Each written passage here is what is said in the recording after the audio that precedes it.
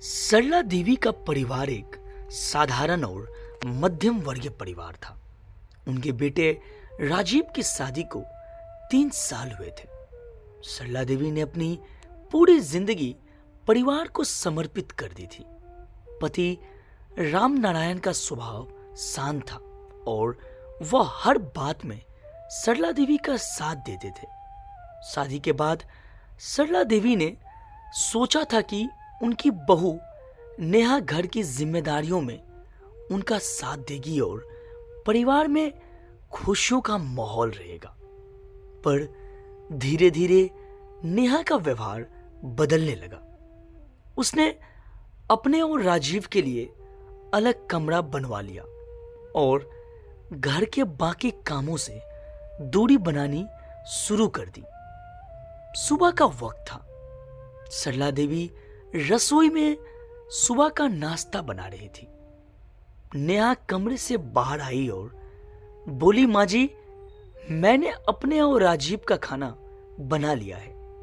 अब आप अपने और पिताजी का खाना बना लीजिए। इस उम्मीद में मत रहिए कि मैं अपने हाथों से आपको खाना बनाकर खिलाऊंगी। सरला देवी को इस बात पर यकीन नहीं हुआ। उन्होंने सोचा कि शायद नेहा ने मजाक किया होगा, लेकिन नेहा के चेहरे की गंभीरता देखकर उनकी उम्मीदें टूट गई। सरला देवी ने संयम रखते हुए नेहा से कहा, बेटा, अगर घर को परिवार समझकर नहीं चलाया गया तो यह घर नहीं सिर्फ दीवारों का मकान बनकर रह जाएगा। रिश्ते तभी बनते हैं जब हम सबके लिए सोचें। तुम्हारी यह बात मुझे दुखी कर रही है, लेकिन नेहा पर कोई असर नहीं हुआ। उसने झुंझलाकर कहा, मुझे इन सब भावनात्मक बातों में मत उलझाइए। मैं अपनी जिंदगी अपने हिसाब से जीना चाहती हूं। आप और पिताजी अपना ख्याल खुद रखें। सरला देवी ने यह सोच लिया कि नेहा को सबक सिखाना होगा। उन्होंने कुछ दिनों तक चुप्पी साध ली। उन्होंने नेहा के सामने कुछ भी नहीं कहा, लेकिन मन ही मन एक योजना बनाई। एक दिन नेहा को सरला देवी की तबीयत खराब होने की सूचना मिली। वह भागी भागी आई और देखा कि सरला देवी बिस्तर पर लेटी है। रामनारायण उनके पास बैठे थे और उनके माथे पर पानी की पट्टी रख रहे थे। नेहा ने कहा, माँ जी, क्या हुआ? आपने मुझे बताया क्यों नहीं? सरला देवी ने गहरी सांस लेते हुए कहा, बेटा, मैंने सोचा तुम व्यस्त हो। अपने और राजीव के लिए खाना बनाना और अपनी जिंदगी जीना तुम्हारे लिए ज्यादा जरूरी है। हम तो अपना ख्याल खुद ही रख लेंगे। नेहा को यह सुनकर हल्की ग्लानि हुई, लेकिन उसने इसे ज्यादा गंभीरता से नहीं लिया। कुछ दिनों में घर का माहौल बदल गया। सरला देवी और राम नारायण ने खुद को नेहा और राजीव की जिंदगी से दूर करना शुरू कर दिया। वे अपने कमरे में रहते, अपना खाना खुद बनाते और अपनी जरूरतें खुद पूरी करते। नेहा और राजीव को यह बदलाव अजीब लगा।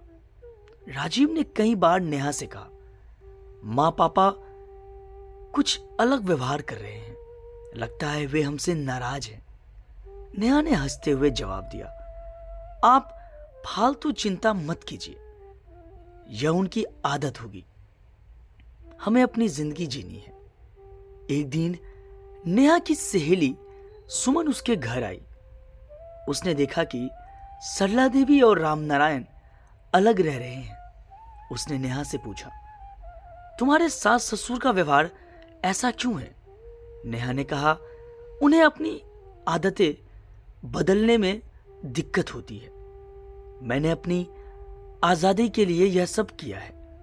सुमन ने गहरी सांस लेते हुए कहा, नेहा, यह मत भूलो कि एक दिन तुम भी सास बनोगी। अगर तुम्हारे साथ ऐसा व्यवहार हुआ तो क्या तुम सह पाओगी? सुमन की बातें ने नेहा को सोचने पर मजबूर कर दिया। उसने सोचा कि अगर उसके बच्चे भी बड़े होकर उसका ख्याल ना रखे तो उसका जीवन कैसा होगा। उसने खुद को सरला देवी की जगह रखकर देखा और उसकी आंखों में आंसू आ गए। नेहा ने तुरंत सरला देवी के पास जाकर कहा, माँ जी, मुझे माफ कर दीजिए, मैंने आपकी भावनाओं को ठेस पहुंचाया। मैं आपसे परिवार को एकजुट रखने की पूरी कोशिश करूंगी। सरला देवी ने मुस्कुराते हुए कहा, बेटा, समझदारी का यही सही वक्त है। परिवार तभी खुश रहता है जब सब मिलकर साथ चले। उस दिन से नेहा ने अपना परिवार बदल दिया। उसने अपने और राजीव के कमरे का दरवाजा खोल दिया और पूरे घर को अपना मान लिया। इस घटना ने नेहा को यह सिखा दिया कि परिवार को जोड़ने के लिए संपन्न और प्यार जरूरी है। सरला देवी की समझदारी और धैर्य ने पूरे परिवार को एक बार फिर एकजुट कर दिया। रिश्तों को निभाने के लिए दिल बड़ा करना पड़ता है। घर वही खुशहाल होता है जहां सब मिलकर एक दूसरे का सहारा बनते हैं।